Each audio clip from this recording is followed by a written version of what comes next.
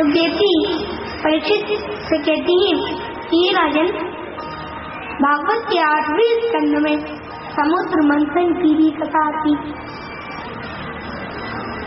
जिसमें परीक्षित जी कहने लगी कि महाराज मुझे आप ये भी कथा सुनाइए। तो सुखदेव जी बोले कि राजन ठीक है, ध्यान से सुनो। प्यारी प्यारी माताओं सज्जनों, ध्यान से सुनिए। एक बार की बात है कि इंद्र कहीं जा रहा था अपने हाथी पे बैठकर, कि तभी रास्ते में उसे दुर्वासा ऋषि मिले। दुर्वासा ऋषि ने उसको बहुत आदर देते हुए एक माला पहना, लेकिन घमंड बताकर, अभिमान बताकर कि आजकल तो मेरे संत भी इतनी सेवा कर रहे हैं, मेरी इतना मान सम्मान करती, ये सोचकर उसने वो माला उतार कर एक हाथी के ऊपर डाल दी और वो हाथी उस माला को अपने पैरों से रोने लगा। ये दुर्वासा ऋषि से देखा ना गया। उन्होंने कहा कि अरे तुझे इतना जो घमंड है तो जाओ, मेरा श्राप है कि अब तू दरिद्र हो जाए। तो सज्जनों, दुर्वासा ऋषि के श्राप से इंद्र बिल्कुल दरिद्र हो गया और राक्षसों ने भी उसको हरा दिया और राक्षसों ने उसका इंद्रलोक भी उससे छीन लिया। सब बिल्कुल दरिद्र रूप में इंद्र मारा मारा इधर उधर भटक रहा है कि तभी देवी देवताओं ने भगवान से प्रार्थना की।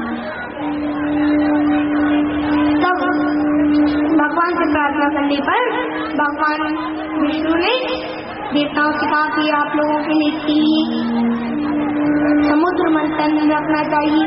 तो समुद्र मंथन होता है। मंदराचल पर्वत की उन लोगों ने मथानी बनाई, बांसुरी नाग की रस्सी बनाई और भगवान ने कूर्म रूप कर मंदराचल पर्वत को अपनी पीठ पर धारण किया। बोलो, ये भगवान का मत्स्य अवतार के नाम से जाना जाता है। बोलो मत्स्य अवतार की। अब प्यारी प्यारी माताओं, जैसे ही समुद्र मंथन शुरू हुआ तो एक तरफ से राक्षसगण रस्सी को खींचते, देख कर बेटा खींचते, तो उसमें से सबसे पहले अमृत नहीं बल्कि विष निकला। सब डर गए, लेकिन फिर तब भगवान विष्णु के कहने पर भगवान भोलेनाथ ने उस विष को पान कर लिया, उस विष को पी लिया, जिससे उनका नाम नीलकंठ भी पड़ा। बोलो नीलकंठेश्वर भगवान की। अब इधर भैया इसके बाद एक उत्कृष्टवा नाम का घोड़ा भी निकला, उसे राक्षसों ने ले लिया। ऐरावत नाम का हाथी निकला, उसको इंद्र ने ले लिया। फिर उसके बाद लक्ष्मी जी निकली, उसे नारायण भगवान ने ग्रहण कर लिया, लक्ष्मी जी को।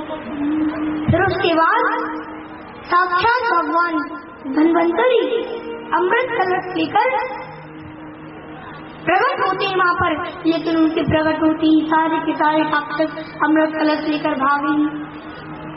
अब यदि करे गए तो भगवान ने मोहिनी अवतार लेकर उन देवताओं से अमृत कलश छुड़ा लिया और देवताओं को लाल में पिटाकर वो अमृत पिलाने लगे। और भैया देवताओं को लाल में बिठाकर वो पिलाने लगी कि दूसरी तरफ एक राहु नाम का राक्षस भी देवता का रूप धारण करके उसी लाइन में बैठ गया। अब भैया भगवान ने उसे अमृत किया तो तुरंत पी लिया कि सूर्य चंद्र उसे शैतान है, क्योंकि उसके पास में बैठी थी। उन्होंने भगवान को बता दिया राक्षस है, तो भगवान ने उसी क्षण सुदर्शन चक्र से उसका दर्द से अलग कर दिया कर दो। अब भैया वो अमृत तो पी चुका था, इस कारण से अब सज्जनों वो अमर तो हो गया, पर उसका भगवान ने सर तो सड़क से अलग ही कर दिया। अब प्यारी प्यारी माताओं, अब इधर दूसरी तरफ सूर्य और चंद्रमा से राहु केतु बदला लेता, तो जिसे वो दोनों को परेशान करता, जिसे आजकल हम सूर्य ग्रहण और चंद्र ग्रहण के नाम से जानती। अब ये हुई